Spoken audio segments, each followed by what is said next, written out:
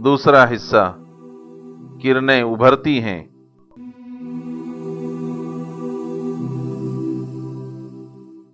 अब्दुल मुत्तलिब की वफात, अबू तालिब की सरपरस्ती।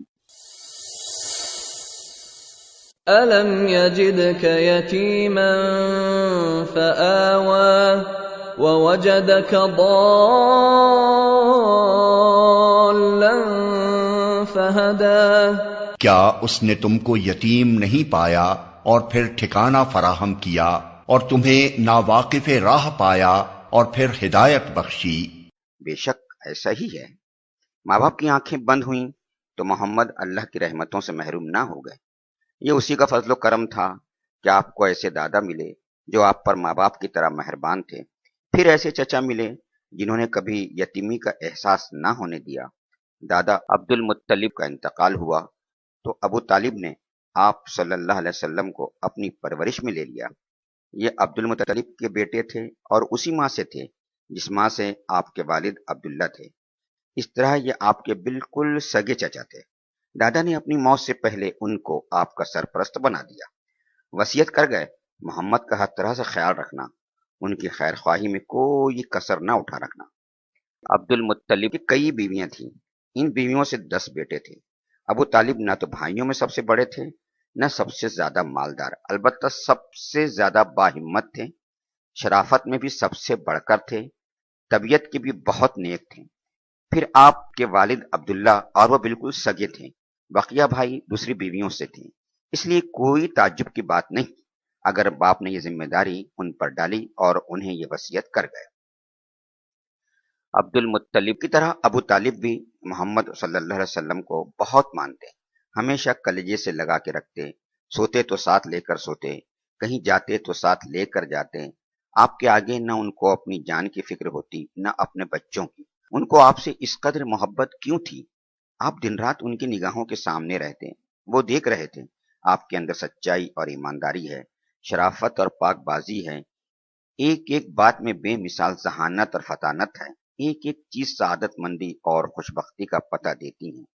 چچا کی سرپرستی میں 4 سال گزر گئے، جسم پروان چڑھتا رہا، عقل کا دائرہ وسیع ہوتا رہا اور فطری صلاحیتیں ابھرتی رہیں۔ شام کا پہلا سفر 12 سال کے ہوئے تو جسم میں کافی مضبوطی اور توانائی آ چکی تھی، عقل میں غیر معمولی گہرائی تھی، ذہانت بلا کی تھی، روح میں بے پناہ عظمت و بلندی تھی، وسعت و ہمگیری تھی، احساس و شعور سے وہ بھرپور تھی۔ ابھی آپ کی عمر ہی کیا تھی؟ مجھے بھی نہیں آئی تھی، لیکن سر پر اقبال مندی کا ستارہ چمک رہا تھا، آپ میں غیر معمولی صلاحیتیں جھلک رہی تھیں اور عجیب و غریب کمالات ظاہر ہو رہے تھے۔ ابو طالب دیکھ دیکھ کر سخت حیران تھے، حیرت سے انگشت بدنداں تھے۔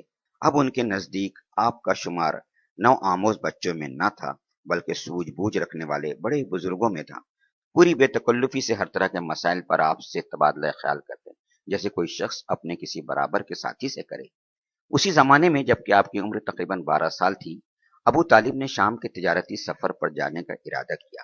سفر دور دراز کا تھا اور راستہ دشوار، اس لیے آپ کو ساتھ لے جانے کا خیال نہ تھا، لیکن وہ چلنے لگے تو آپ لپٹ گئے۔ ابو طالب نے سوچا سفر دشوار تو ہے مگر بھتیجا ہوشیار ہے، یہ سوچ کر باخوشی ساتھ لے جانے پر تیار ہو گئے۔ تجارتی قافلہ روانہ ہو گیا، قافلے میں آپ بھی ساتھ تھے۔ راستے میں جو کچھ دیکھتے اس پر غور کرتے، جو کچھ سنتے اس پر وچار کرتے اور سب کچھ ذہن میں محفوظ کرتے جاتے۔ قافلہ مختلف علاقوں سے گزرا، بہت سے شہروں میں ٹھہرا، بالآخر شام کی سرزمین میں پہنچ گیا اور وہاں کے ایک مشہور شہر بصرہ میں پڑاؤ ڈال دیا۔ بصرہ میں بحیرہ نامی ایک راہب تھا، اس کے گرجا گھر کے پاس ہی ایک سایہ دار جگہ تھی۔ قریش تاجر جب بھی بصرہ پہنچتے وہیں پر ٹھہر کر کچھ دیر آرام کرتے، پھر اڑتیوں اور بیپاریوں سے ملتے۔ یہ قافلہ بھی اسی جگہ آ کر ٹھہرا اور ہر شخص اپنے اپنے کام میں مصروف ہو گیا۔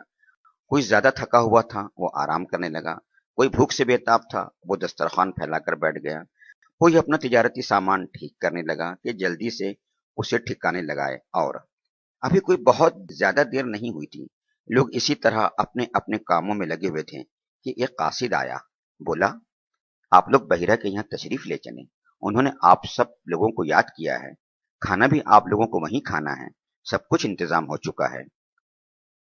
لوگ حیرت سے ایک دوسرے کا منہ تکنے لگے، نگاہیں گویا ایک دوسرے سے پوچھ رہی تھی۔ وہ یہاں کئی بار آئے، ٹھہرے اور چلے گئے، لیکن بحیرہ نے کبھی نہیں پوچھا آج وہ کیوں اتنا مہربان ہو گیا۔ بہرحال کرتے کیا، انکار کرنے کی تو کوئی وجہ تھی نہیں، دعوت قبول کر لی۔ تمام لوگ قاصد کی رہنمائی میں روانہ ہو گئے، ہاں صرف محمد صلی اللہ علیہ وسلم رہ گئے۔ آپ نہیں گئے اس لیے کہ ابھی بچے تھے۔ بحیرہ نے سب کا بہت ہی پرتپاک خیر مقدم کیا، بولا بھائیوں میں چاہتا ہوں آج تم سب میرے ساتھ کھانا کھاؤ، تمہارا کوئی بھی فرد کھانے سے رہ نہ جائے۔ اہل قافلہ نے کہا ہم سب تو آ گئے ہیں، ہاں ایک چھوٹا بچہ بھی ساتھ تھا، اس کو وہیں چھوڑ آئے ہیں۔ بحیرہ نے کہا نہیں نہیں، بچہ ہے تو کیا، اس کو بھی لاؤ، وہ بھی یہیں کھانا کھائے گا۔ ان کی حیرانی اور بڑھ گئی کہ ایک تو خلاف معمول دعوت کی، پھر یہ بھی اصرار کہ کوئی رہ نہ جائے۔ انہوں نے بڑے تعجب سے سوال کیا بحیرہ کیا بات ہے، آج آپ نے ہماری دعوت کی ہے، اس سے پہلے تو کبھی کرتے نہ تھے۔ بحیرہ نے ٹالنے کی کوشش کی اور کہا آپ لوگ دور کے مسافر ہیں، ہمارے پڑوس میں آ کر ٹھہرے ہیں، ہم پر آپ کا حق ہے، ہمیں اس کا خیال کرنا ہی چاہیے۔ میں نے چاہا آپ لوگوں کی کچھ خاطر ہو جائے، اور کیا بات ہو سکتی ہے۔ بخدا کوئی بات ہے ضرور، محض اتنی بات تو نہیں ہو سکتی۔ اہل قافلہ کی الجھن بدستور قائم رہی۔ قاصد ابو طالب کے ڈیرے پر گیا، محمد صلی اللہ علیہ وسلم کو ساتھ لے کر آیا۔ بحیرہ اور تمام اہل قافلہ بیٹھے آپ کا انتظار کر رہے تھے۔ بحیرہ کی نظریں محمد پر پڑیں تو جم کر رہ گئیں، وہ ٹکٹکی لگائے آپ کو دیکھتا ہی رہا۔ سب نے کھانا کھایا، کھانا کھا کر ادھر ادھر پھیل گئے، کوئی تو چہل قدمی کر رہا تھا، کوئی گھوم پھر کر بحیرہ کا گرجا گھر دیکھ رہا تھا۔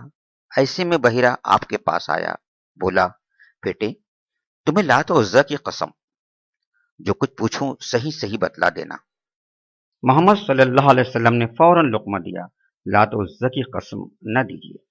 بحیرہ نے دوبارہ التماس کیا، اچھا خدا کی قسم جو کچھ پوچھوں سب بتلا دینا، کچھ چھپانا مت۔ آپ نے اس کی درخواست منظور کر لی، پوچھئے کیا پوچھتے ہیں۔ بحیرہ آپ سے آپ ہی کے بارے میں مختلف سوالات کرنے لگا، کچھ مزاج اور طبیعت کا حال پوچھا، کچھ عادات و اخلاق کے بارے میں دریافت کیا۔ آپ اس کے ہر سوال کا جواب دیتے رہے، اتنے میں ابو طالب آپ کو لینے آ گئے۔ بحیرہ ابو طالب کی طرف متوجہ ہو گیا، یہ بچہ تمہارا کون ہے؟ ابو طالب نے جواب دیا یہ میرا بیٹا ہے۔ بحیرہ نے ابو طالب کی بات ماننے سے انکار کر دیا، یہ کیسے ہو سکتا ہے، یہ تمہارا بیٹا نہیں، اس بچے کا باپ زندہ ہو یہ ہو ہی نہیں سکتا۔ آپ کے بارے میں بحیرہ کی معلومات دیکھی تو ابو طالب دنگ رہ گئے۔ ابو طالب نے اپنی بات کی تصحیح کی، ہاں یہ میرا بھتیجا ہے۔ بحیرہ نے پھر سوال کیا اور اس کا باپ؟ ابو طالب نے جواب دیا ابھی یہ ماں کے پیٹ میں ہی تھا کہ باپ کا انتقال ہو گیا۔ تم نے سچ کہا، اب اپنے بھتیجے کو واپس گھر لے جاؤ اور دیکھو اسے یہودیوں سے بچائے رکھنا۔ خدا کی قسم اگر انہوں نے دیکھ لیا اور جس حد تک میں نے اسے پہچان لیا ہے انہوں نے پہچان لیا تو اس کی جان کے پیچھے پڑ جائیں گے۔ تمہارا یہ بھتیجا کتنا عظیم انسان ہوگا اس کا تم تصور تک نہیں کر سکتے، بس یہ سمجھ لو یہ وہ ہیرا ہے جس جیسا ہیرا کوئی پیدا نہیں ہوا۔ بحیرہ ایک ہی سانس میں یہ ساری باتیں کہہ گیا، بالکل ایسا لگ رہا تھا جیسے وہ بائبل کا کوئی صفحہ سنا رہا ہو یا محمد صلی اللہ علیہ وسلم کی پیشانی پر لکھا ہوا کوئی نوشتہ تقدیر پڑھ رہا ہو۔ پھر وہ واپس ہو گیا، چہرہ خوشی اور اطمینان سے چمک رہا تھا، وہ زیر لب یہ کہتا جا رہا تھا میرا اندازہ بالکل صحیح نکلا۔